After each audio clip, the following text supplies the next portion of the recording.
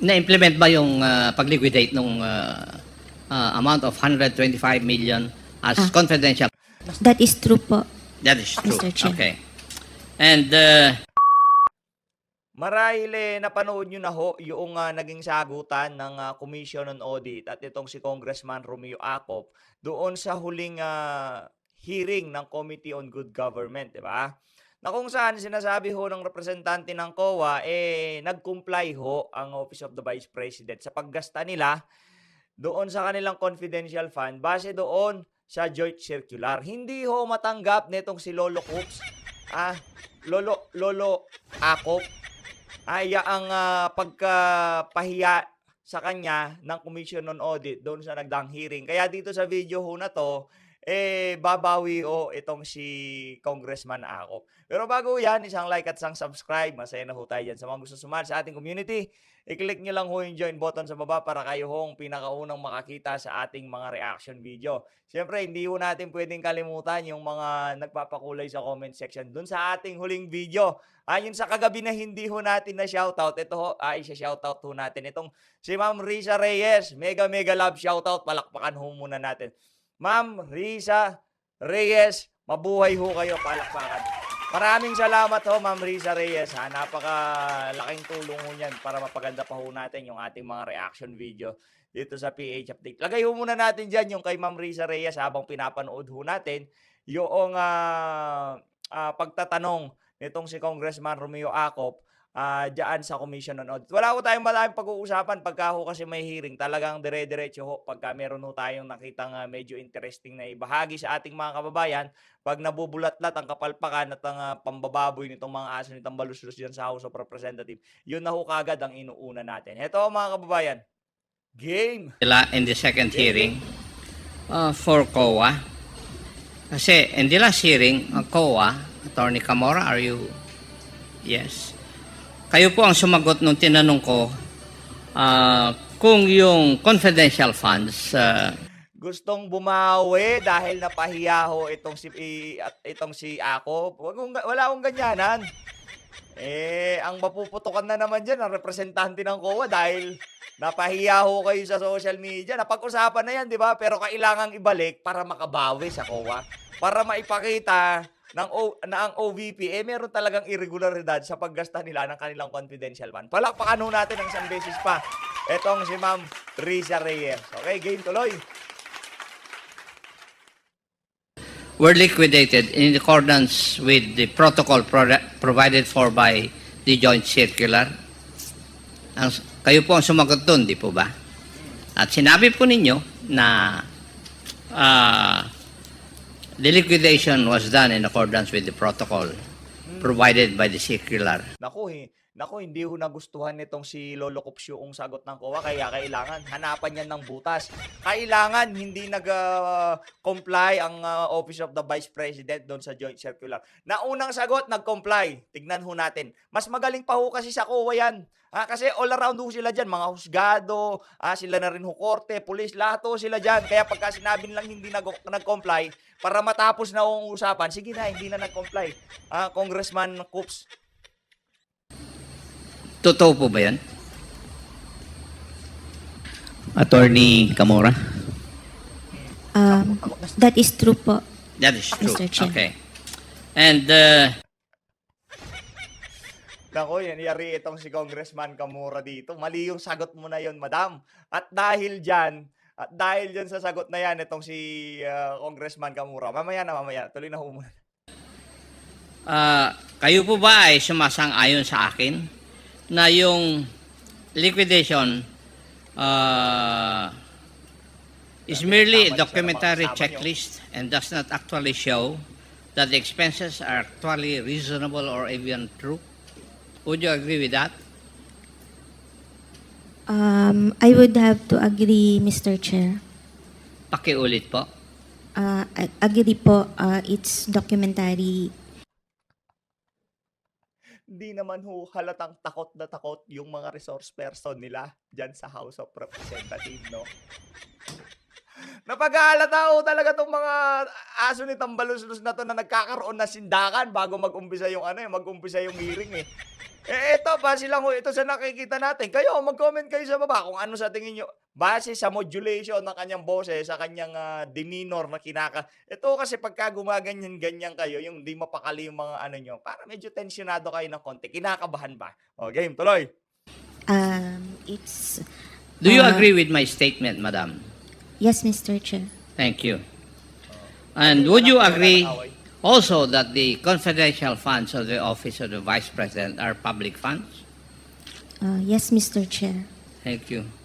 And would you agree that COA, or the Commission on Audit, your agency, is the agency or government agency which is supposed to be the guardian to see to it that public funds are spent properly? Would you agree with that also? Yes, Mr. Chair. Thank you. Now, Dami cheche-bureche. Akala ko talagang galing. since you have stated that the Office of the Vice President liquidated its confidential funds required under Joint Circular, would you also agree with me that the accomplishment report provided by the Office of the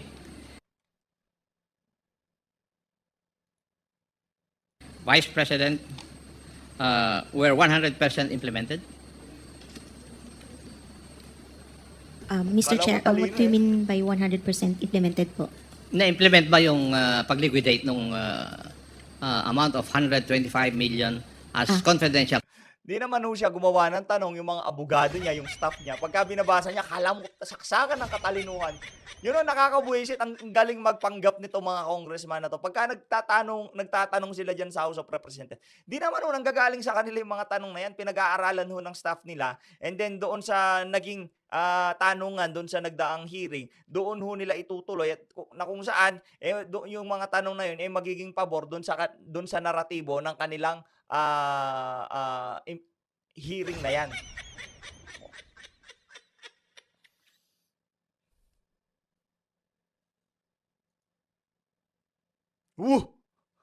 Naku, yari ka dyan. Yung 120 million is liquidated. Documentary pieces of evidence submitted by the Office of the Vice President were merely acknowledgement receipts. Would you agree with me? The documentary evidence of payment, yes, Mr. Chair. Yes, and could you give me the specifics insofar as the acknowledgement receipts submitted for the expenses insofar as the confidential fund of the OVP is concerned? Would you give us how much is for the rental of safe houses? How much would be the amount for purchase of information? Do we For- have the number of acknowledgement receipts submitted by the OVP? For what account, Mr. Chair? Rental of safe houses? For rental for the period fourth quarter 2022 po. Yes. It's 16 million po, Mr. Chair. Rental of safe houses. Yes, Mr. Chair. The rental is for 11 days? Would you agree with me? Yes, Mr. Chair. Since the accomplishment report Pursuant to provides- the accomplishment report, yung amount for the rental of safe houses were paid for 11 days. yes, Mr. Chair. Tama po? Yes, Mr. Chair. Yes. How about, and how many acknowledgement receipts were submitted for this? Mr. Chair, for rental of safe houses, we received 34 acknowledgement receipts. How about for transportation expense? What was the amount and the number of acknowledgement receipts submitted for its liquidation? For transportation, it's 10 million, and the number of recipients is 72. 72 acknowledgement receipts. Yes, Mr. Chair. Now, for the purchase of information, the same requirement? Mr. Chair, magkano po yung sa purchase of information? for the purchase of information based on the documentary evidence of payment, it's 14 million, and the number of recipients is 142, Mr. Chair. Okay. And there are two items for rewards, for medicine and various goods. Tama po. Mr. Chair, there are actually three. Three? It's payment of reward medicines, and payment of reward various goods. What would be the amount allotted for each of the three? Based on the documentary evidence of payment, for payment of reward, it was 10,050,000. For medicines yun? For reward lang. For po, reward lang? 10 million? 50,000. Okay. For the payment of reward medicines, it's 24,930,000. And for the third? And for the payment of reward various goods, it's 34,857,000, Mr. Chair. Thank you.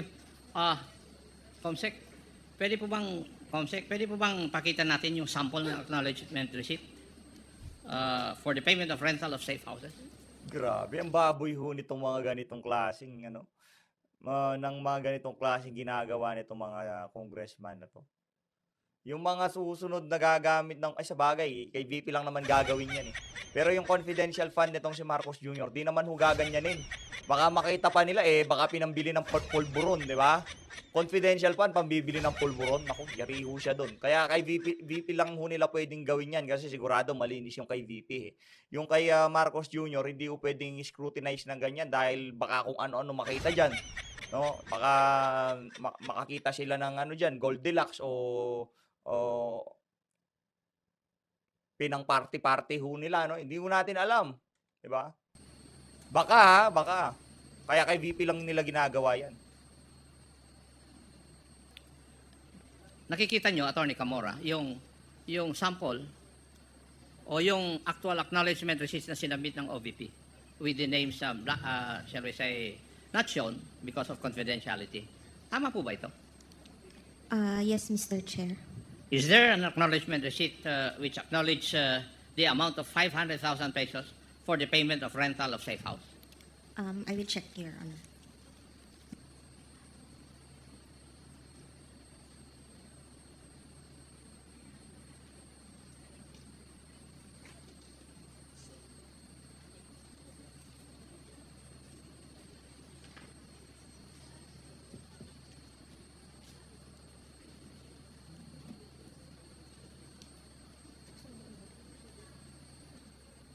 Mr. Chair, may I ask a question again?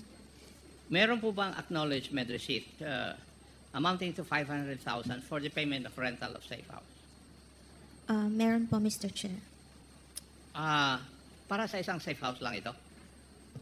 We have no information, Mr. Chair. What we know is para sa isang recipient yung money paid po.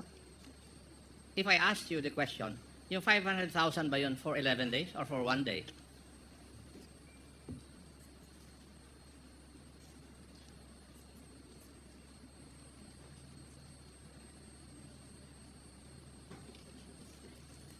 Yes, Mr. Chair. Ano po ang yes? 1 day or 11 days? Since the accomplishment report says December 21 to 31, we think it's 11 days. For 11 days? Yes, Mr. Chair. For a single safe house? We have no information on how many safe houses that 500,000 was spent on, Mr. Chair.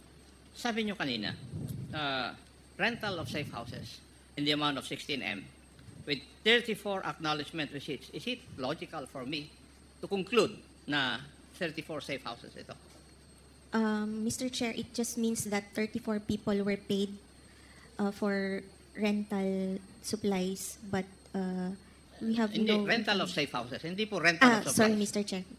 Bakit? Pardon. Para bang, nung last time na kini-question kita, you were very, very confident. Ngayon, parang tentative yung mga sagot nyo sa akin. May no why? Takot eh. Takot po siya, baka nasermonan siya kasi nasoplakan niya eh.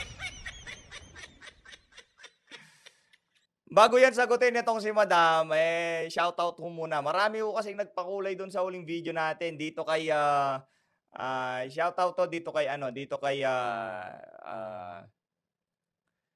Grace Dominguez. Maraming salamat to. Madam Grace, ha? Maraming salamat. Grace Dominguez, thank you ho sa pagpapakulay. Napakalaking tulong ho niyan. Mega love shoutout. Palakpakan ho natin itong si Ma'am Grace. Shoutout din ho dito kay RML SBL, shoutout to. RML SBL. Mega love shoutout. Ubusin na ho natin to para isahan na lang. At shoutout to din ho dito kay Luis Del Rosario. Sir Luis Del Rosario, mag-ingat po kayo kung nasaan man ho kayong bahagi ng daigdig. Mega love shoutout. At mega love shoutout din ho dito kay Ma'am Angie Karaman Zana. Maraming salamat ho sa pagsuporta sa PH Update. Game tuloy. Very, very confident kang sumasagot sa aking mga katanungan. Eh ngayon, very tentative ka and very, very careful ang pagsagot mo sa akin. May I know the reason why? There's no reason, Mr. Chair. There's no change? Ay, hindi mo Yes. mapapansin yun. Ako ang nakakapansin kasi ako nagtanong sa'yo last time. At ako pa rin ang nagtatanong sa'yo ngayon. And Baka nasermonan na siya, sir. Baka nasermonan na ho siya ng kung sino man ang nanermon sa kanya dahil nabaraho niya kayo at yung narrative na gusto niyong takbuhan ng hearing hindi ho nasunod dahil sinabi niya nag-comply ang OVP doon sa joint circular. Palakpakan. Napahiya ho kayo doon, tanggapin niyo na. Itong matanda na ito na walang pinagkatandaan, no?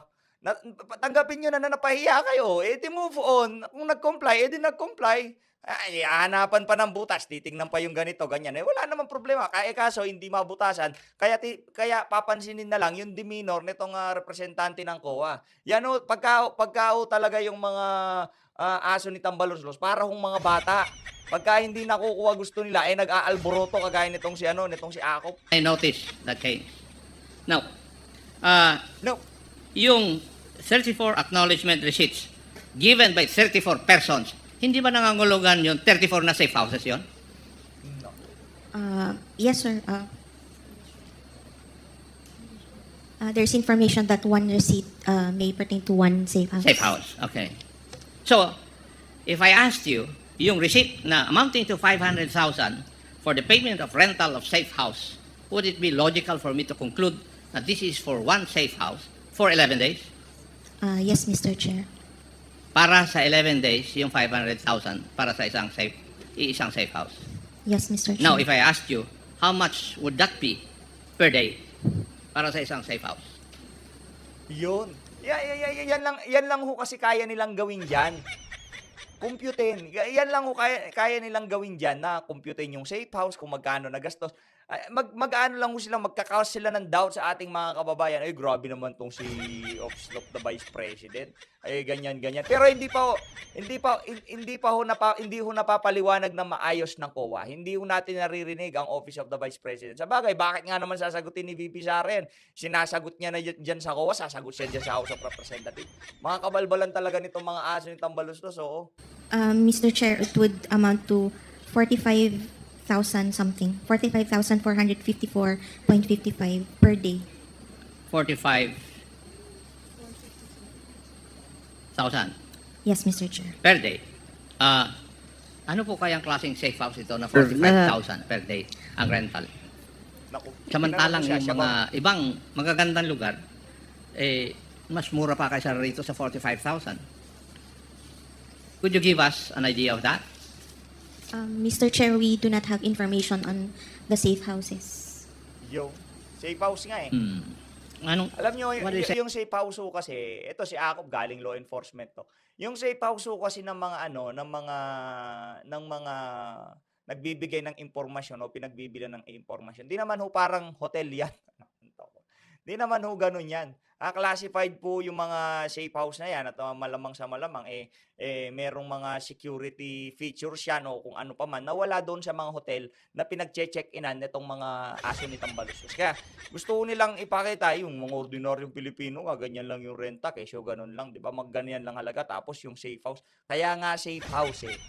Malay ba natin yung safe house na yan nasa kalagitnaan ng isang bundok o kung saan pa man na walang makakakita at makapunta ka lang dyan sa lugar na yan, mangangailangan ka pa ng sumakay ka ng hindi natin alam. Pero safe house nga eh, walang nakakaalam kung anong meron yung safe house na yon.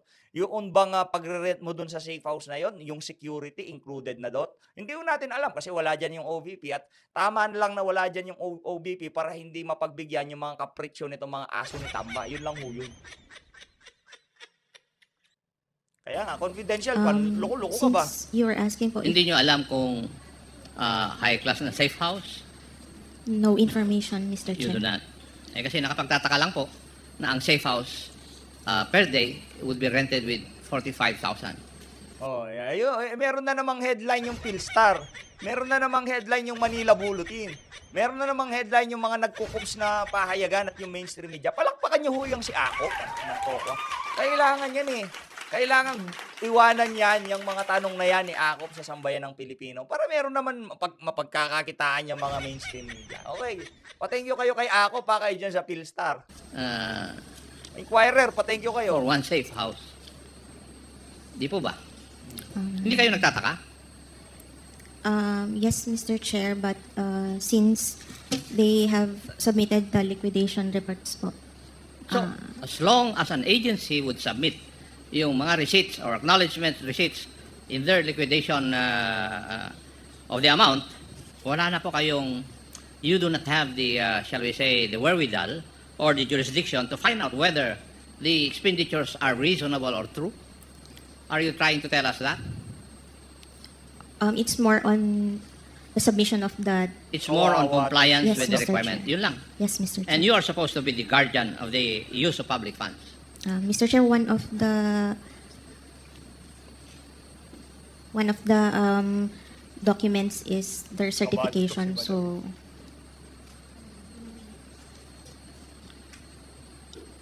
So, yun, that is enough. Yes, Mr. Chair. And you do not determine whether it's reasonable or true.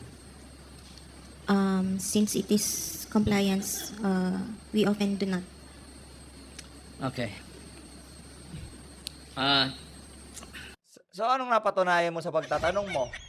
Irregularidad na ginasta nitong si VP Sara yung kanyang confidential fund. Loko-loko. Ano ka nandawa?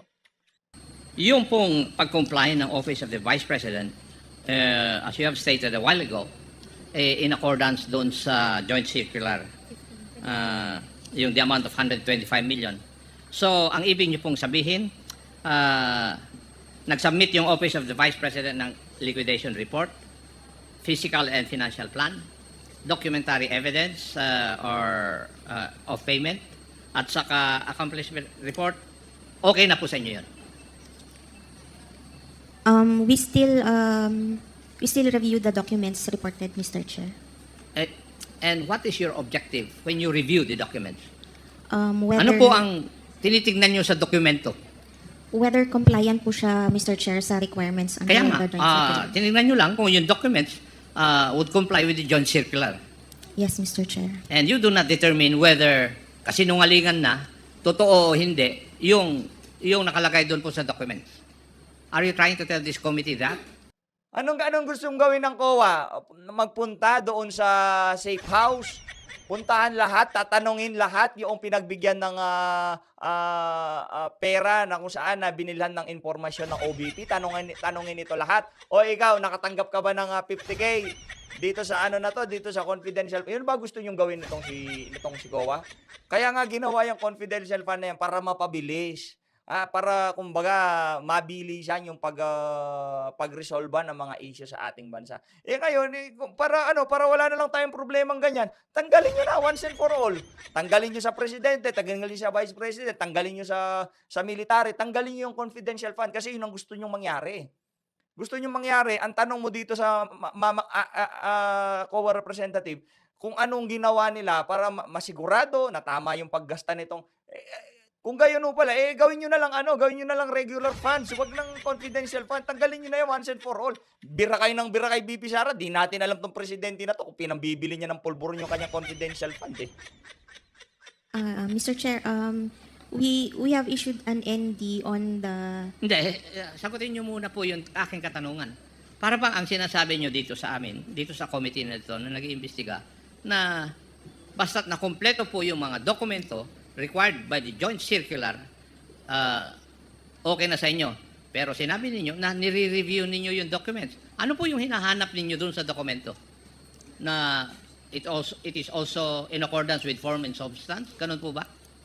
Yes, Mr. Chair, since And- prescribed din po sa joint circular ang Yes. forms. And you do not determine whether kasinungalingan, may katotohanan? Yun nakalagay po doon. We check the certification as long as the certification is there, Mr. Hindi Chair. naman po nyo sinasagot sa katanungan ko eh. Doon sa pagre-review ninyo, hindi kasali na i-review ninyo kung pwedeng totoo yung nilalagay doon o hindi. Mr. Chair, yung ano lang po, submission lang po talaga. Kaya nga, form and substance lang. Yes, Mr. Chair. Okay. Whether it's unreasonable, out of this world, you do not care. Unless it's Naku, really, yayari na rin ang COA dito. far-fetched. But, Mr. Chair, it's more on submission po talaga ng documents required. Yeah.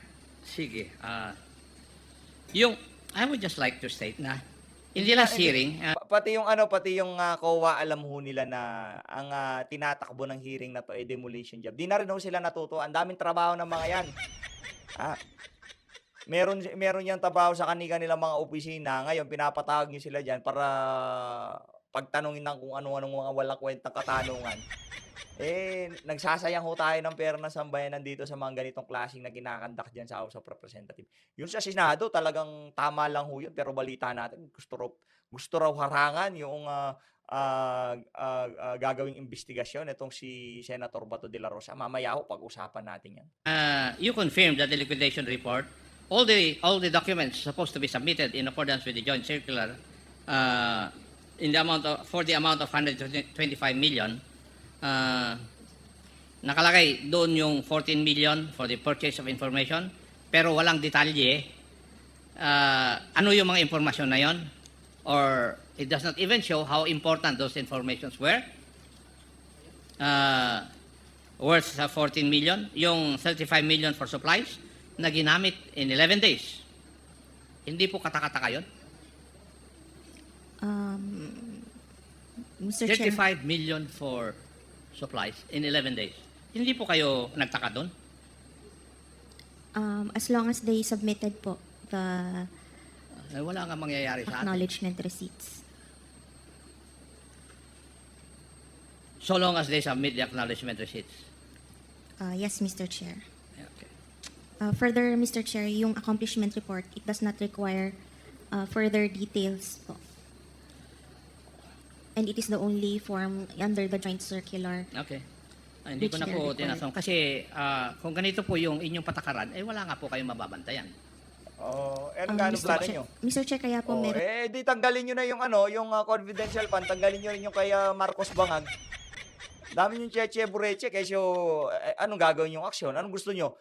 Kada kibot ng OVP, nandyan yung COA na, saan nyo ginasta to? Ba't ganito kalaki? Sige nga, punta tayo dun sa safe house kung yun ang gusto mangyari ni Akop gusto nilang malaman, sigurado ba ho kayo na yung safe house, bakit ganito naman kamahal? Di sana, tanggalin nyo na yan para wala nang, kaso hindi nyo matanggal. Magkakaroon lang ng tanungan ng ganyan sa kay VP Sara. Pero yung bilyong pondo ng Office of the President para diyan sa confidential fund na yan and intelligence fund, wala kayong pakialam. Kahit na pinambibili na ng pulbur, o kung ano pa man pinaggagawa diyan, di natin alam, wala kayong pakialam.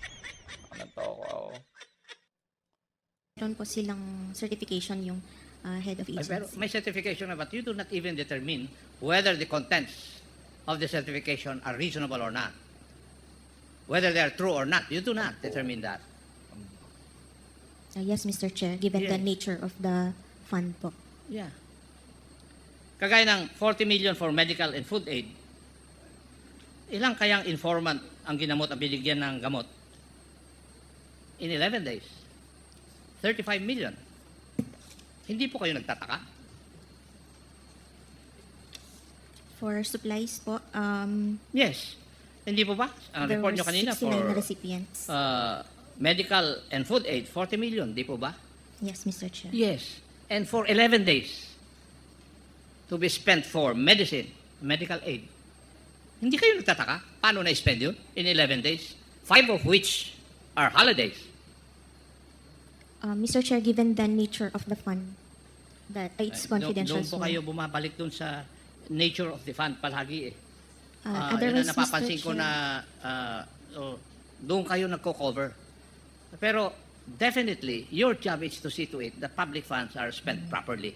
Mula ngayon yung sa Office of the President, nung kinompute ho natin, halos nasa 20 million Kung di tayo nagkakamali, check natin yung pag-compute natin. Halos 20 million ang paggasta nila ng kanilang Intelligence and Confidential Fund ng Office of the President. Halos 20 million to 40 million per day. Hindi ho nila tinatanong.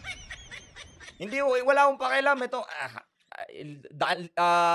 40,000, 45,000 nga lang pinag-uusapan dyan. Mamaya ho, tignan natin kung magkano, kung paano ginasta yung kumbaga yung average na pagwaldas ng Office of the President diyan sa kanilang confidential fund na iginawad noong 2023 o kaya pati ngayong 2024. Tingnan ho natin kung magkano na yung nawaldas. Tingnan ho natin mamaya mga kababayan para talagang itong mga crocodile na to makita ho ninyo kung anong klaseng mga kabalbalan ng mga pinaggagawa nila diyan sa mga hearing na yan.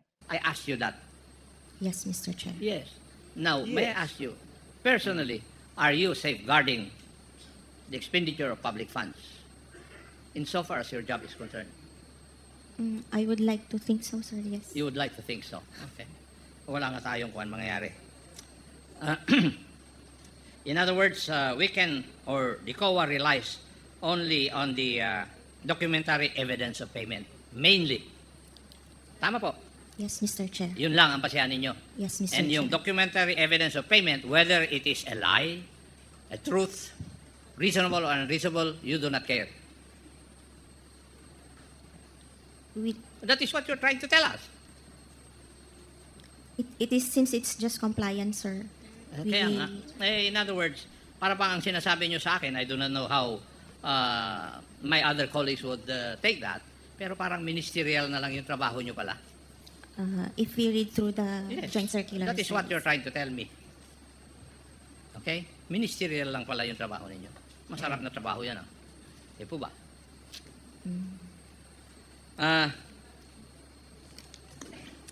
Yung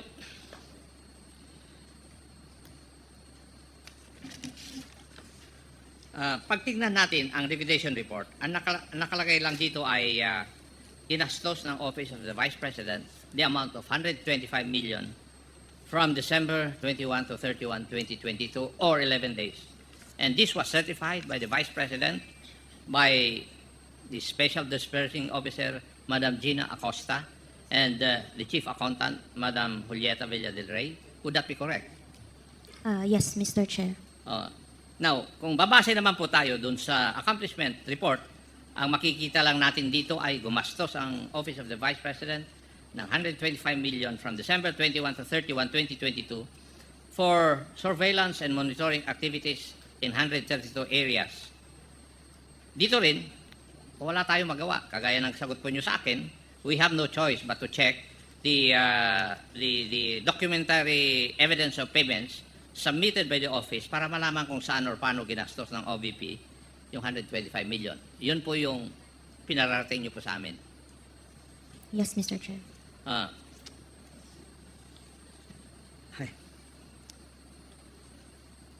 So, yung titignan po natin talaga is yung pinakita natin na acknowledgement receipt, ganyan lang talaga ang format. That is what, Nakalagay lang ang amount, pangalan at signature ng tumanggap, at date kung kailan niya ito natanggap. That is it. yes, Mr. Chair. Yun yung sinubmit po nila sa amin. And COA does not try to determine kung sino man yung taong yon, existing ba siya o hindi. You do not. No, Mr. Chair. No, thank you. Para Pagka ginawa ho yun, hindi na confidential pa naman to. lang for my information.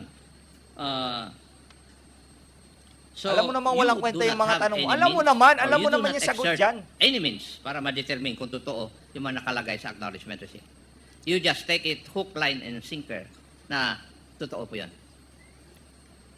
Mr. Chair, probably we could, but given the limited manpower po of the ICFAO, Ni walang ID yung tao na sinasubmit.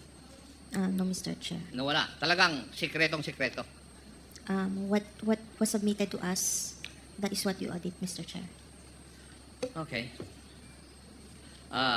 Pwede ko rin ba i-conclude na walang paraan ang COA para malaman kung gagawa-gawa lang acknowledgement receipts na ito? If we base it on the joint circular, it is no. Pakisagot niyo po yung aking katanungan. Hindi ko po tinatanong yung tungkol sa joint circular or whatever. ang katanungan ko po wala pong paraan na magagawa ang COA para malaman kung gawa-gawa lang ang mga acknowledgement receipts na sinubmit. Would my statement be correct? Yes, Mr. Chair. I beg your pardon? Um, Tama? Tama po. Okay. Sa madaling salita, kahit na sabihin natin hindi naman talaga natanggap ng isang tao yung amount of 500,000 for the payment of the safe houses, kagaya na nakalagay kanina, hindi talaga sinusuri ng COA ito. Talagang hindi kasama sa inyong job description na suriin ito. In spite of the fact na sinabi nyo kanina na nire-review nyo naman yung mga dokumentong ito. Tama? Yes, Mr. Chair. Yes.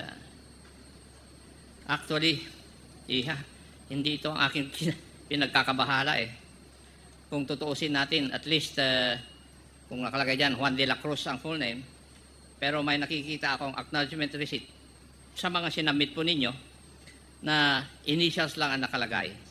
Instead na, for example, Juan de la Cruz, J. Cruz lang ang nakalagay na tumanggap ng amount of 500,000 for the payment of safe houses mula sa Office of the Vice President. Kung ganitong proof lang ang papasana sa COA, wala na talaga kayong paraan para matanong yung taong tumanggap ng pera. Di po ba? Yes, Mr. Chair. It is really yung pag sa Intel and Confif Fund po. There's no verification. Also, even if we have means right now, yung manpower po ng ICFAO cannot handle if alone itong si OVP, we cannot verify all those people, and we audit all confidential and intelligence funds for the whole country. So, hindi po kaya for now, Mr. Chair. You did not find it, shall we say, unusual for an amount or the amount of 125 million ay magamit ko sa 11 days. Well, personally, malaki nga po siya, but Hindi. Personally, sinabi mo. yes po. Personally, you find it unusual? It could be na medyo malaki nga po yung amount. And wala kang ginawa? Since You they've, found it unusual and yet wala kang ginawa? since they've submitted all the requirements under the joint circular, Tama na. okay na po, Mr. Chair. Thank you, Mr. Chair. Marami pong salamat. Anong napala mo? Ako? Oh. Napatunayan mo ba na irregularidad ang panggasta? Hindi, puro speculation lang. Palagay mo, sa tingin mo, hindi. May ebidensya? Wala. Oh. Dun sa safe house, kung mahal, anong pakialam nyo? Malay ba natin, pag yung mga ipinasok diyan sa safe house, paggising pa lang nila, talagang yung mga bodyguard na pagtulog nila, nandiyan na. Ito lang pagpapakita na walang kwenta at nagsasayang lang ng pera yung House of Representative.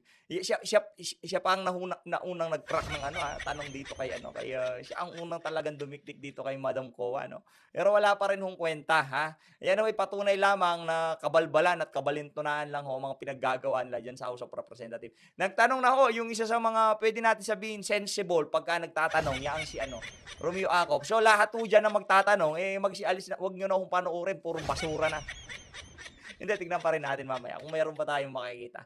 Pero pasyalan ho muna natin yung yung interview nitong si, pangalan to, nitong si Barbers, no, dyan sa ANC. Pakinggan ho natin mamaya. Ayun na nga, maraming salamat ho. Mag-ingat ho kayong lahat, ha? Sa mga nagpakulay doon sa huli nating video, mabuhay ho kayo. Napakarami nating, yung mga magpapakulay dito, sa susunod na video na ho natin masishoutout. Mag-ingat ho kayong lahat, mahal natin ng Pilipinas.